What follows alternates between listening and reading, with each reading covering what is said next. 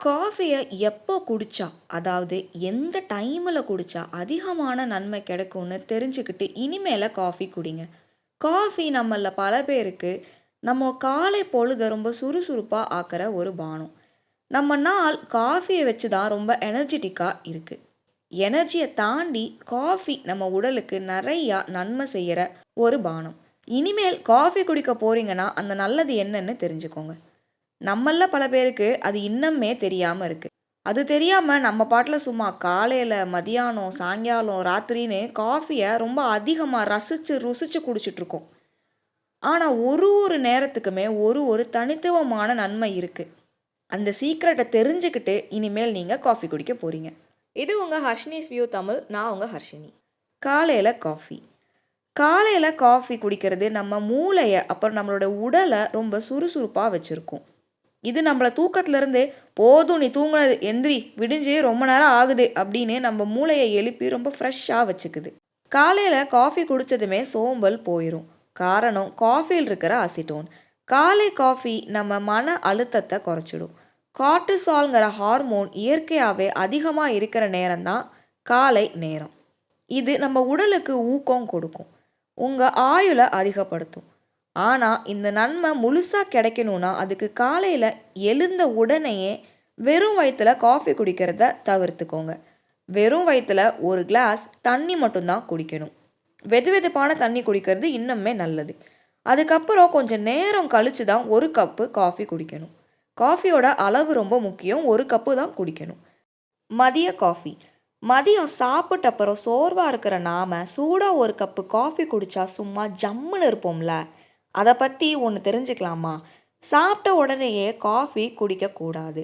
சாப்பிடும்போது தண்ணியே அதிகமாக குடிக்கக்கூடாது ப்ரோ. அப்படி இருக்கும்போது காஃபி மட்டும் குடிக்கலாமா சொல்லுங்கள்? ரொம்ப தப்பு, குடிக்கவே கூடாது.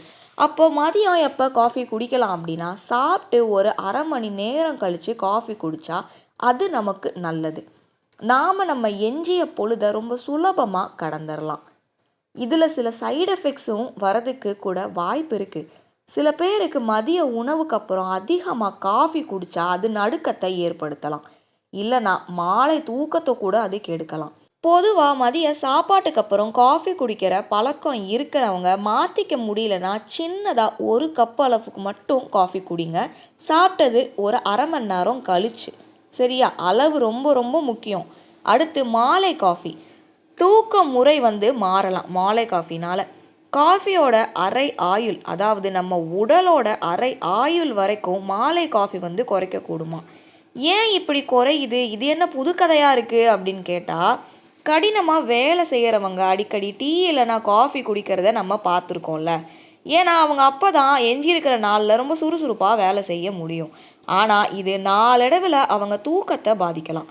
அளவு அதிகமாக போக போக இது தூக்கமின்மை சுத்தமாக இல்லாமாச்சுன்னா அவங்க உடல் ரொம்பவே அடி வாங்கும். அதாவது அவங்க உடல் ஆயுள் ரொம்ப ரொம்ப கம்மி ஆயிரும். அளவு அதிகமாகாமல் பார்த்துக்கோங்க. பழக்கம் இருந்தால் மாற்றிக்க ட்ரை பண்ணுங்கள். தூக்கம்தான் நம்மளுடைய உடல் நல்ல ஆரோக்கியத்துக்கு ரொம்ப முக்கியமான ஒன்று. கடைசியாக இரவு காஃபி. முடிஞ்சால் இதை அவாய்ட் பண்ணிடுங்கப்பா. ஹெவியாக ஏதாச்சும் நைட்டு சாப்பிட்டா அது ஜீரணமாக சூடாக காஃபி குடித்தா நல்லா இருக்கும்னு தோணும். ஆனால் நம்ம தெரிஞ்சுக்கிட்ட வர சூடாக ஒரு சுடுதண்ணி குடித்தாலே போதும், நம்ம உடல் இயக்கம் நல்லா இருக்கும். காஃபி இரவில் குடிக்கிறத முடிஞ்ச அளவுக்கு தவிர்த்துக்கோங்க. நீங்கள் டெய்லியும் எந்த டைம் காஃபி குடிப்பீங்க அப்படிங்கிறத மறக்காமல் கமெண்ட்டில் சொல்லிடுங்க. இந்த வீடியோ பிடிச்சிருந்தா சப்ஸ்கிரைப் பண்ணிடுங்க. அப்போ தானே நான் சொல்லுறத உங்களால் கேட்க முடியும். என்ன நான் சொல்கிறது? நான் வரேன், அடுத்த வீடியோவில் பார்க்கலாம்.